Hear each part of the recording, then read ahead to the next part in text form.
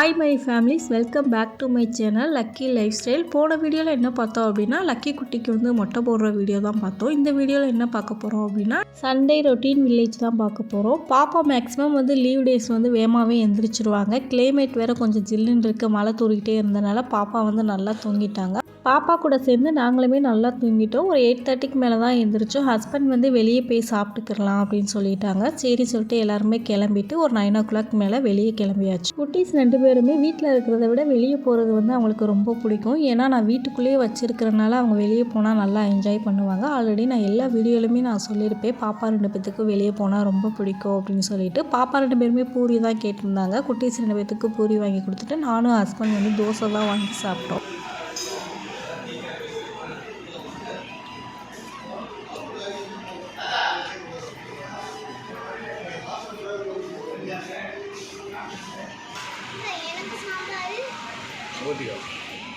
தனுஷா குட்டி வந்து ரொம்ப நாளாக ஸ்டார் வாங்கி கொடுங்க மம்மின்னு கேட்டுகிட்டே இருந்தால். பாப்பாவோட ஃப்ரெண்டு வந்து கிறிஸ்டின் போல், அந்த பொண்ணு வீட்டில் ஸ்டார் வச்சுருக்கோன்னு வந்து பாப்பா கிட்ட சொல்லியிருப்பாங்க போல். என்னோடய ஃப்ரெண்டு வீட்டில் வச்சுருக்காங்க, எனக்கும் வாங்கி கொடுங்க அப்படின்னு சொல்லிட்டு ரொம்ப நாளாக கேட்டுகிட்டே இருந்தாங்க.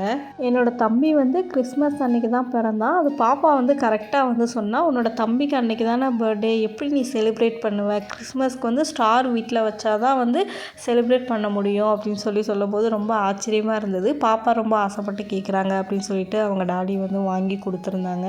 நம்ம குழந்தைங்க வந்து ஒரு சில விஷயங்கள் வந்து கரெக்டாக ஞாபகம் வச்சுருந்து அது பேசும்போது மனசுக்கு ரொம்ப வந்து சந்தோஷமாக இருக்கும். அது மாதிரி தான் தனுஷா குட்டி வந்து என்னோடய தம்பியோட பர்த்டேவை வந்து கரெக்டாக சொன்னது வந்து எனக்கு ரொம்ப சந்தோஷமாக இருந்தது.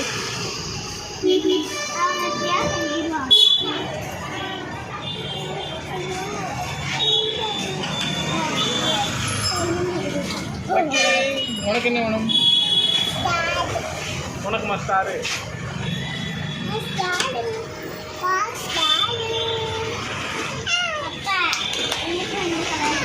லக்கிக்கு என்ன வேணும்னு கேட்டதுக்கு எனக்கும் ஸ்டார் தான் வேணும் அப்படின்னு சொல்லி கேட்டாங்க. வேறு ஏதாவது வாங்கிக்கோ அப்படின்னு சொல்லிட்டு அவங்க மைண்டை சேஞ்ச் பண்ணிவிட்டு பாப்பாவுக்கு பிடிச்சதை வாங்கி கொடுத்துட்டு அப்படியே அங்கேருந்து கிளம்பியாச்சு. லஞ்சுக்கு வந்து சிக்கன் பிரியாணியும் மட்டன் கிரேவியும் வச்சுக்கலான்னு பிளான் பண்ணிவிட்டு சிக்கன் கடைக்கு தான் வந்திருந்தோம், சிக்கன் எடுக்கலாம் அப்படின்னு சொல்லிட்டு. அங்கே பார்த்தா முயல் வச்சுருந்தாங்க. பாப்பா 2 பேருமே முயல் கூட வந்து ஜாலியாக விளாண்டுட்டு இருந்தாங்க. அதில் ஒரு முயல் வந்து பாப்பா கூட வந்து நல்லா அட்டாச் ஆகிடுச்சு, நல்லா வந்து விளையாண்டுட்டு இருந்தது. பாப்பாவும் பாய் சொல்லிவிட்டு அப்படியே கிளம்பிட்டோம். அங்கேருந்து வீட்டுக்கு வந்தோடனே தனுஷா குட்டி வந்து எனக்கு முயல் வாங்கி கொடுங்க அப்படின்னு சொல்லிட்டு பயங்கரமாக வந்து அழுதுட்டு அடம் பிடிச்சிட்டு இருந்தாங்க. அவங்க அப்பா நான் வாங்கி கொடுக்க முடியாது அப்படின்னு சொல்லிட்டாங்க.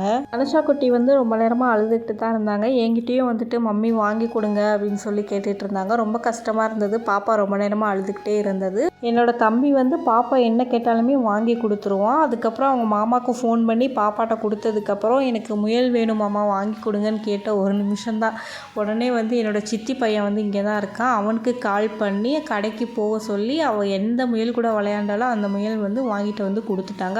முயல் வாங்கி கொடுத்ததுக்கப்புறம் தான் தனுஷா வந்து அழுகாமையே இருந்தாங்க. அந்த டே ஃபுல்லாக வந்து தனுஷாவும் லக்கியும் முயல் வச்சு தான் விளையாண்டுட்டு இருந்தாங்க. வீட்டில் இருந்தாங்க அப்படின்னா ஒரு 1/2 hour செல்லு பார்ப்பாங்க. ஆனால் முயல் வச்சுட்டு விளையாண்டுட்டு இருந்ததுனால செல்லு பார்க்கவே இல்லை. அதுவே சந்தோஷமாக இருந்தது. 1/2 கிலோ வந்து மட்டன் எடுத்துகிட்டு வந்திருந்தோம். அதை வந்து கிரேவி மாதிரி வச்சுக்கலாம் அப்படின்னு சொல்லிட்டு பாப்பா 2 பேத்துக்கும் மட்டனில் சூப் வச்சு கொடுத்துட்டு அதை அப்படியே கிரேவி வச்சுக்கலாம் அப்படின்னு சொல்லிட்டு தான் பிளான் பண்ணியிருக்கேன். மட்டன் நல்லா வாஷ் பண்ணும்போது மஞ்சள் உப்பு போட்டு நல்லா வாஷ் பண்ணிங்க அப்படின்னா அதோட பேட் ஸ்மெல் வந்து வராது. ஒரு சில பேருக்கு வந்து அந்த மட்டனில் அந்த பிளட்டோட ஸ்மெல் வந்து பிடிக்காது. எங்களுக்குமே பிடிக்காது. பாப்பாங்களுக்கு வந்து அதிகமாக சிக்கன் கொடுக்கக்கூடாது, மட்டன் தான் கொடுக்கணும் அப்படின்றதுக்காக வந்து நாங்கள் இப்போ மட்டன் தான் எடுத்துகிட்ருக்கோம்.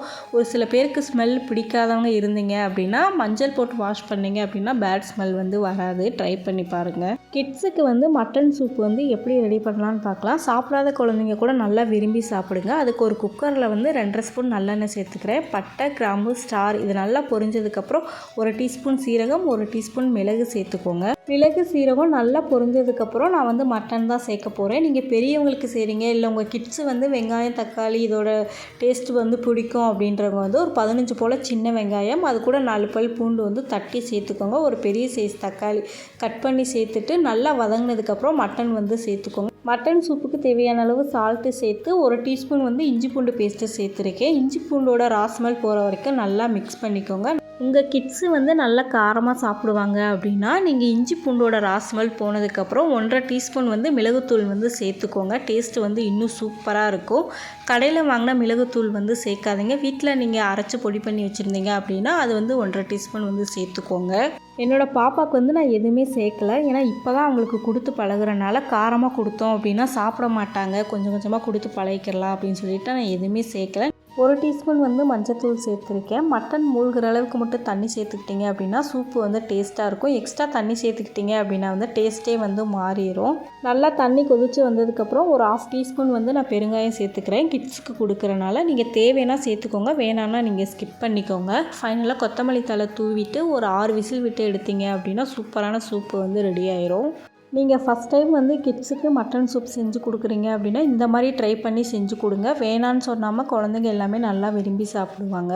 மட்டன் கிரேவி வந்து எப்படி செய்யலான்னு பார்க்கலாம். 2 ஸ்பூன் நல்லெண்ணெய் சேர்த்துருக்கேன். எண்ணெய் நல்லா காஞ்சதுக்கப்புறம் பட்டை, கிராம்பு, ஸ்டாரு, பிரிஞ்சி எல்லாம் அது சேர்த்ததுக்கப்புறம் அது கூட வந்து 1 டீஸ்பூன் வந்து நான் சீரகம் சேர்த்துருக்கேன். ஒரு 15 போல் சின்ன வெங்காயம், அது கூட ஒரு பெரிய வெங்காயம். வெங்காயம் நல்லா வதங்கினதுக்கப்புறம் 1 டீஸ்பூன் வந்து இஞ்சி பூண்டு பேஸ்ட் நான் சேர்த்துக்கிறேன். ஆல்ரெடி நம்ம கறி வேக வைக்கும் போதே இஞ்சி பூண்டு சேர்த்தனால நான் கம்மியாக தான் நான் சேர்த்துருக்கேன். இஞ்சி பூண்டோட ராஸ்மல் போனதுக்கப்புறம் ஒரு 2 மீடியம் சைஸ் தக்காளியை வந்து கட் பண்ணி சேர்த்துக்கோங்க.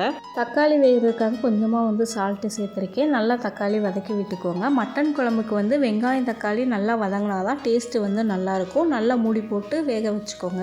வெங்காயம் தக்காளி வந்து நல்லா வதங்கிருச்சு. இந்த ஸ்டேஜில் வந்து நம்ம ஸ்பைஸ் பவுட்ரு வந்து சேர்த்துக்கலாம். 2 ஸ்பூன் வந்து நான் மல்லித்தூள் சேர்த்துக்கிறேன். 1 டேபிள் ஸ்பூன் சீரகத்தூளும் 2 டேபிள் ஸ்பூன் வந்து கரம் மசாலாவும் நான் சேர்த்துக்கிறேன். நீங்கள் உங்கள் காரத்துக்கு தகுந்து வந்து மிளகாய்த்தூள் வந்து நீங்கள் சேர்த்துக்கோங்க. நான் வந்து காஷ்மீர் சில்லி தான் நான் வந்து எடுத்திருக்கேன். அது வந்து காரம் வந்து கம்மியாக இருக்கும். 2 டேபிள் ஸ்பூன் வந்து நான் மிளகாய்த்தூள் வந்து சேர்த்துருக்கேன். நீங்கள் உங்கள் காரத்துக்கு தகுந்து வந்து நீங்கள் மிளகாய்த்தூள் வந்து நீங்கள் சேர்த்துக்கோங்க. அந்த எண்ணெயிலே நல்லா வதக்கி விட்டுக்கோங்க. அது அடியில் பிடிச்சிடாமல் இருக்க கொஞ்சமாக தண்ணி சேர்த்து நல்லா வதக்கி விட்டுக்கோங்க.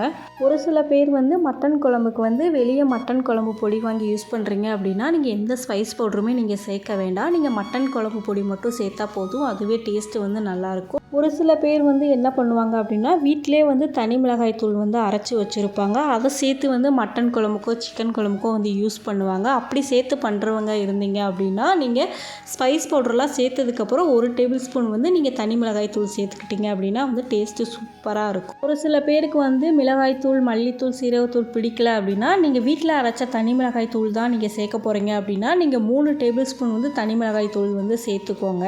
மசாலாவோட ராஸ்மெல்லாம் போய் நல்லா எண்ணெய் பிரிஞ்சு வந்துருச்சு. இந்த ஸ்டேஜில் வந்து பாப்பா 2 பேர்த்துக்குமே சூப் எடுத்து வச்சுட்டு நம்ம வேக வச்ச மட்டன் கறியை வந்து சேர்த்துக்கோங்க. மட்டன் சேர்த்ததுக்கப்புறம் கிரேவிக்கு தேவையான சால்ட் வந்து கரெக்டாக இருக்கான்னு பார்த்து செக் பண்ணிவிட்டு ஒரு 15 நிமிஷம் ஸ்டவ்வை வந்து லோ ஃப்ளேமில் வச்சுட்டு வேக வச்சிங்க அப்படின்னா வந்து நல்லா எண்ணெய் பிரிஞ்சு வந்துடும். நம்ம அதுக்குள்ளே வந்து தேங்காய் பேஸ்ட் வந்து ரெடி பண்ணிடலாம். தேங்காய் பேஸ்ட்டுக்கு வந்து ஒரு 4 பல் தேங்காய் வந்து கம்மியாக எடுத்துக்கோங்க மட்டன் குழம்புக்கு. அப்போ தான் டேஸ்ட்டு நல்லாயிருக்கும். ஒரு 5 போல் முந்திரி, ஒரு 1/2 டீஸ்பூன் வந்து கசகசா சேர்த்துருக்கு. கொஞ்சமாக தண்ணி சேர்த்து நல்லா ஃபைன் பேஸ்ட்டாக அரைச்சி எடுத்து வச்சுக்கோங்க. கிரேவி வந்து நல்லா எண்ணெய் பிரிஞ்சு வந்ததுக்கப்புறம் நம்ம அரைச்சி வச்சுருந்த தேங்காய் பேஸ்ட்டை வந்து சேர்த்துக்கோங்க. உங்களுக்கு வந்து மட்டன் குழம்பு மாதிரி வேணும் அப்படின்னா நீங்கள் இன்னும் கொஞ்சம் தண்ணி எக்ஸ்ட்ரா சேர்த்துக்கோங்க. கிரேவி மாதிரி வேணும் அப்படின்னா நீங்கள் தண்ணி எதுவும் சேர்க்க தேவையில்லை, தேங்காய் பேஸ்ட்டே போதும். நான்வெஜ்ஜுக்கு வந்து தேங்காய் பேஸ்ட்டு சேர்த்ததுக்கப்புறம் ஒரு 5 நிமிஷத்துக்கு மேலே கொதிக்க வச்சிங்க அப்படின்னா தேங்காயில் உள்ள எண்ணெயெல்லாம் ஸ்ப்ரெட் ஆகி வந்து டேஸ்ட்டே வந்து மாறிடும். ஒரு 5 நிமிஷத்துக்கு மேலே ஸ்டவ்வை ஆஃப் பண்ணிவிட்டு ஃபைனலாக கொத்தமல்லி தழை தூவிட்டிங்க அப்படின்னா சூப்பரான வந்து மட்டன் கிரேவி வந்து ரெடி ஆகிடும். கண்டிப்பாக ட்ரை பண்ணி பாருங்கள். இட்லி, தோசை, ரைஸு இது எல்லாத்துக்குமே வச்சு சாப்பிட்றதுக்கு வந்து சூப்பராக இருக்கும். சிக்கன் 65க்கு வந்து மசாலா வந்து எப்படி ரெடி பண்ணலான்னு பார்க்கலாம். அதுக்கு 2 ஸ்பூன் வந்து மிளகாய் தூள் சேர்த்துருக்கேன். 1 டேபிள் ஸ்பூன் வந்து மல்லித்தூள், 1 டேபிள் ஸ்பூன் வந்து இஞ்சி பூண்டு பேஸ்ட்டு, 1.5 டீஸ்பூன் வந்து தயிர் சேர்த்துருக்கேன். புளிக்காத நல்ல கெட்டியான தயிராக வந்து எடுத்துக்கோங்க. 2 ஸ்பூன் வந்து 65 மசாலா வந்து நான் சேர்த்துக்கிறேன், வீட்டில் ரெடி பண்ணது. உங்களுக்கு இதோட ரெசிபி வேணும் அப்படின்னா நெக்ஸ்ட் வீடியோவில் வந்து போஸ்ட் பண்ணுறேன். தேவையான அளவு சால்ட்டு சேர்த்துட்டு நல்லா மிக்ஸ் பண்ணிவிட்டு ஒரு 1/2 அன் ஹவர் ஊற வச்சுட்டு பொரிச்சிங்க அப்படின்னா சூப்பராக இருக்கும். சண்டே ஸ்பெஷல் லஞ்ச் வந்து சூப்பராக வந்து ரெடி ஆயிடுச்சு. சிக்கன் பிரியாணி ஆல்ரெடி நான் ஷார்ட் வீடியோவில் போட்டிருக்கேன், செக் பண்ணி பாருங்கள். மட்டன் கிரேவி, சிக்கன் 65 வந்து சூப்பராக வந்து ரெடி பண்ணி நாங்களும் லஞ்சு சாப்பிட்டு முடிச்சிட்டோம். சண்டே உங்கள் வீட்டில் என்ன லஞ்ச் மெனு ரெசிபி அப்படின்னு சொல்லிட்டு கமெண்ட் பண்ணுங்கள். சிக்கன் 65யோட மசாலா ரெசிபி உங்களுக்கு வேணும் அப்படின்னா கமெண்ட் பண்ணுங்கள். நெக்ஸ்ட் வீடியோவில் வந்து நான் போஸ்ட் பண்ணுறேன். தனுஷா குட்டி வந்து ஸ்டார் வாங்கிட்டு வந்ததுலேருந்து ரெடி பண்ணி கொடுங்க அப்படின்னு சொல்லி கேட்டுக்கிட்டே இருந்தாங்க. நாங்கள் தான் பாப்பா இப்போ மாட்டினேன்னா லைட்லாம் போட்டால் அழகாக இருக்காது, நைட்லாம் லைட் போட்டால் தான் சூப்பராக இருக்கும் பாப்பா அப்படின்னு சொல்லி சமாதானப்படுத்தி வச்சுருந்தோம். தனுஷா குட்டி வந்து கரெக்டாக வந்து ஒரு 6 o'clock மேலே வந்து ஸ்டார்ட் பண்ணிட்டாங்க. எனக்கு ஸ்டார் ரெடி பண்ணி கொடுங்க, இப்போ இருட்டாயிருச்சு அப்படின்னு சொல்லி கேட்டுகிட்டே இருந்தாங்க. அவங்க டாடி வந்து வா பாப்பா கேட்டுகிட்டே இருக்கா, ரெடி பண்ணி கொடுக்கலாம் அப்படின்னு சொல்லிட்டு ரெடி பண்ண ஆரம்பிச்சிட்டோம். தனுஷாக்கு அனுஷாக்கு வந்து நாங்கள் ஸ்டார்ட் பண்ணதுலேருந்து சந்தோஷத்துக்கு வந்து அளவே இல்லை. எப்படி லைட்லாம் போடுவீங்கம்மா, எப்படி ரெடி பண்ணுவீங்க, லைட்டாக அழகாக இருக்குமா, எந்த மாதிரி எரியும் அப்படின்னு சொல்லிட்டுலாம் கொஸ்டின் கேட்டுக்கிட்டு இருந்தாங்க. அவங்கள பார்க்குறதுக்கே வந்து அவ்வளோ ஒரு எக்ஸைட்மெண்ட்டாக இருந்தது எங்களுக்குமேவும். பாப்பா வந்து அது ஸ்டாரில் லைட் எரிஞ்சால் எப்படி ரியாக்ட் பண்ணுவா அப்படின்னு சொல்லிட்டு வந்து நாங்கள் பார்த்துட்ருந்தோம். ஸ்டாரில் இருக்கிற வெளிச்சத்தை விட தனுஷா ஃபேஸில் இருக்கிற ஒரு பவர் வெளிச்சம் தான் வந்து எங்களுக்கு சந்தோஷமாக இருந்தது. அவங்க அப்பா ஸ்டாரை மேலே கட்டினவுடனே பாப்பாவுக்கு வந்து லைட் போடுறதுக்கு முன்னாடி அவ்வளோ ஒரு ஹாப்பியாக வந்து இது பண்ணாங்க, ரொம்ப சந்தோஷப்பட்டாங்க. எங்களுக்கு ரொம்ப வந்து சந்தோஷமாக இருந்தது. நெக்ஸ்ட்டு வந்து பாப்பா வந்து கிறிஸ்மஸ் ட்ரீ வேணும் அப்படின்னு சொல்லி கேட்க ஆரம்பிச்சிட்டாங்க. தனுஷா குட்டி வந்து ஸ்டார் ரெடி பண்ணதுக்கப்புறம் எனக்கு ஸ்டார் பக்கத்தில் வந்து கிறிஸ்மஸ் ட்ரீ வேணும், அதுக்கு மேலே வந்து லைட்லாம் அரேஞ்ச் பண்ணி கொடுங்க அப்படின்னு சொல்லி கேட்டாங்க. அவங்க அப்பா அவங்க தான் நல்ல பிள்ளைங்க.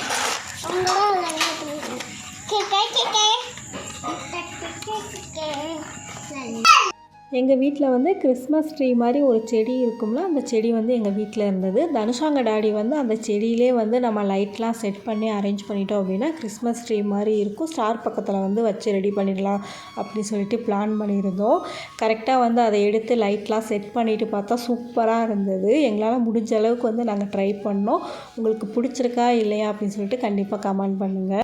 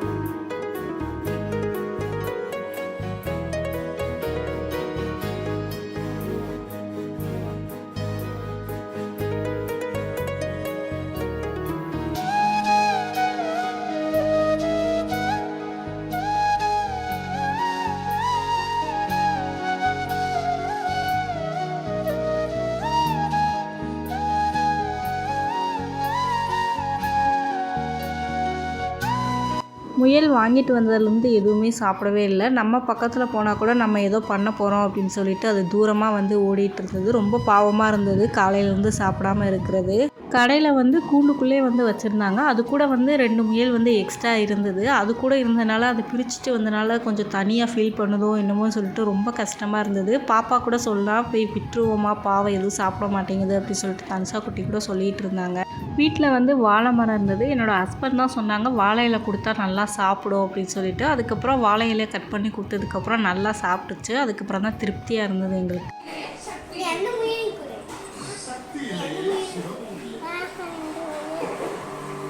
கிட்ட லக்கி. அஞ்சு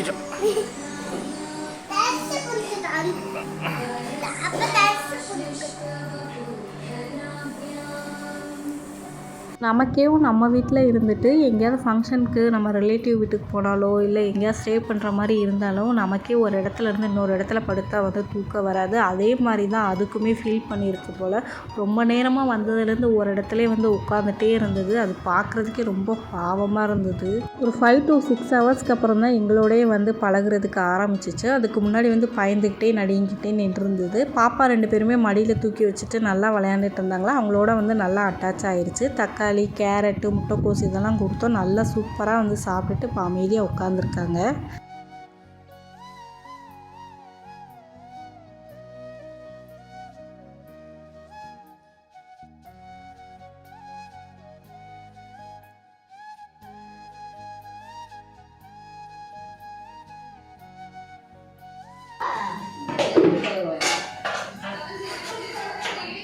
நல்லா அழகா பண்ணுங்க. இந்த தூரத்துல வந்து வெளியில கட்டணும். அவ்வளோ சரிங்க பார்க்குறோம். சரி கையை உழக்கக்கூடாது. சரி அப்பா நாளையிலேருந்து நீயே பாத்திரம்லாம் வாஷ் பண்ணிக்கலாம். வாஷ் பண்ணி மம்மிக்கு எல்லா வேலையும் பார்த்துருவேன். தோசை நானே விட்டுருவேன். ஓகே புரியும். இங்க பாரு. முடியுமா இங்க பாரு. அப்படி இப்படி இல்லையா? சரி சரி வேற என்ன வேலை தெரியும்? நான் வந்து என்ன செய்வேன்னு தெரியுமா? கொஞ்சம் எண்ணெய் ஊற்றி கொஞ்சம் கருவேப்பிலை போட்டு அதுக்கப்புறம் பச்சை மிளகாய் போட்டு அதுக்கப்புறம் இது போட்டுட்டு அதுக்கப்புறம் முள்ளங்காய் போட்டுட்டு நல்லா கலக்கி கிண்டி தண்ணியை ஊற்றி இதை போட்டு நல்லா மிக்ஸ் பண்ணி இந்த ரசத்தை நல்லா மிக்ஸ் பண்ணி தண்ணியை ஊற்றி நல்லா கலக்கி சிக்கன்லாம் ஊற்றி நல்லா கலக்கி வேக வச்சு. ரசத்துலயா சிக்கன் போடுவாங்க? சாம்பார்ல பைத்தியமாயவே ரொம்ப நேரம் நல்லா பேசிக்கிட்டான் ஐயா. சாம்பார்ல சிக்கனா? சாம்பார்ல சிக்கன் போட்டா ஸ்மெல் வருமே. செல்லு வந்து அரைக்கணுங்க. அதுக்கப்புறம் தண்ணி ஊற்றி கொஞ்சம் நல்லா கலக்கி வேக சூடு வச்சு வேக வச்சா